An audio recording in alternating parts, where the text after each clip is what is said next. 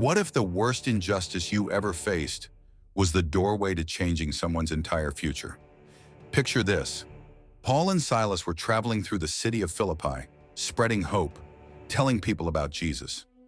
One day, a young slave girl began following them.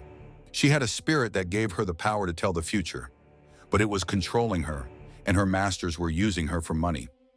For days, she followed Paul, shouting after him. Finally, Paul turned and set her free, commanded the spirit to leave her in Jesus' name. Instantly, she was healed. But her owners were furious. Their profits vanished in a moment. So they dragged Paul and Silas before the city leaders. A mob formed. Without even a proper trial, they were beaten with rods, humiliated, and thrown into the deepest, darkest part of the prison. Their feet were clamped in stocks, their wounds still raw. Now, what would you do? Feel hopeless? Stay silent? Not them. At midnight, Paul and Silas did the unimaginable.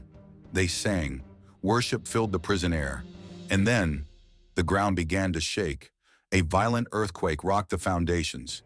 Chains snapped, doors flew open. Every prisoner could have escaped, and the jailer, terrified, thinking he had failed, drew his sword to end his life. But Paul cried out, "Don't harm yourself. We are all here." Imagine being that jailer, expecting judgment and finding mercy instead. Trembling, he asked, "What must I do to be saved?"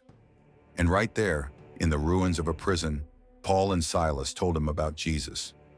The jailer believed, and not just him, but his whole household.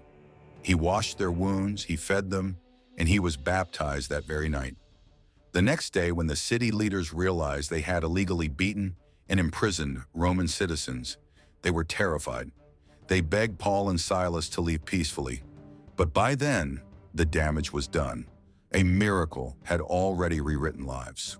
All because two men chose worship over despair, mercy over revenge, and faith over fear.